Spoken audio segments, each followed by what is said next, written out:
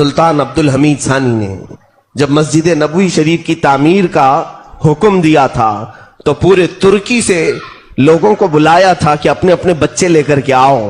جو بھی بچے پیدا ہوئے 1 دن کے 2 دن کے وہ سب لے کر کے لوگ حاضر ہوئے. 500 بچے جمع ہوئے. بادشاہ نے وہ سارے بچوں کو لے لیا, ایڈاپٹ کر لیا. مدینے سے کچھ دور ایک بستی بسائی جو جنگل میں تھی, آس پاس کوئی شہر بھی نہیں تھا. ان بچوں کے لیے پاکیزہ دائیں رکھی گئیں جو ہمہ وقت قرآن کی تلاوت کرتی تھی, اور یہاں تک کہ وہ بچے ختم قرآن کے ساتھ پورا دودھ پیتے تھے. 2 سال کے ہوئے تو ان کی زبانوں پر سب سے پہلی زبان عربی جاری ہوئی. ان کی ماں کی کوئی زبان ہی نہیں تھی, یعنی مدر ٹنگ تھی ہی نہیں. جو انہوں نے دایا سے سنا وہی بولنے لگ گئے, قرآن ہی بولنے لگ گئے. اور جب بچے وہ 5 سال سے 7 سال کی عمر میں ہوئے تو سارے لوگوں کو حافظ قرآن بنایا گیا, اور پھر انہیں عالم بھی بنایا گیا. ہر ایک بچے کو ہنر سکھایا گیا. کوئی معمار بنا, کوئی الیکٹریشن. ان 500 لوگوں کی تربیت میں تقریباً 25 سال گزر گئے. جب وہ جوان 25 سال کے ہوئے تو ان کو لا کر کے مسجد نبوی بنائی گئی تھی. اور ان نوجوانوں نے جو مسجد نبوی بنائی, اپنے ہاتھوں سے جو اینٹیں رکھی ہیں, 300 سال کا عرصہ گزرنے کو آ گیا. ابھی 1960 اور 1970 کی دہائی میں دوبارہ مسجد نبوی کا کنسٹرکشن ہوا ہے سعودی بادشاہ کے زمانے میں.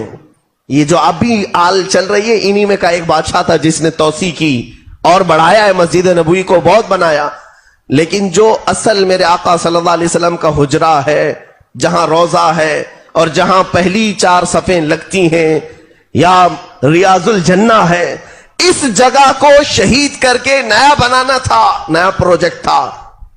تو لکھنے والوں نے یہ بھی لکھا ہے کہ 1 مہینے تک بلڈوزر اس کو دراڑے مارتے رہے لیکن دیوار ہلی نہیں, اس کے کوئی پلر نہیں ہلے. اسی لیے کہ میرے عزیزوں, ان بچوں نے جو ادب کا مظاہرہ میرے آقا کی بارگاہ میں پیش کیا تھا, اللہ اللہ, وہ اگر اینٹ بھی زیادہ ہوتی تو وہاں کاٹتے نہیں, 12 کلومیٹر دور لے جا کے کاٹتے تھے کہ اینٹ کے کاٹنے کی آواز سے میرے آقا کی بے ادبی نہ ہونے پائے. اور پوری مسجد کی تعمیر ہو گئی, کسی دیوار پر انہوں نے قدم نہیں رکھا. ایک لکڑا اس طرح سے زمین پر گاڑتے تھے, اس لکڑے پر ایک پٹا باندھتے اور اپنی کمر میں ایک پٹا باندھتے اور لٹک کر کے مسجد نبوی کی دیواریں بڑھایا کرتے تھے. پیر نہیں رکھا.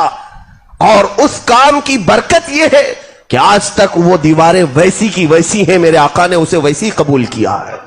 ساری چیزیں نہیں ہو گئیں لیکن مسجد نبوی کا وہ حصہ آج بھی وہی ہے جو ترکیوں نے بنایا تھا. حضور کا حجرہ وہی ہے, میرے آقا کی جالیاں وہی ہیں, جالیوں کا ایک لوہا بھی بدلا نہیں. آج تک وہاں لکھی ہوئی عبارتیں بھی وہی ہیں. اس لیے کہ یہ چیز ہوتی ہے میرے عزیزوں, جب بچے کی صحیح معنوں میں تربیت ہوتی ہے اور وہ جوان اپنی تربیت کے انداز میں آ کر کوئی کام کرتا ہے تو مولا اس کام کو سدا قائم رکھ لیتا ہے.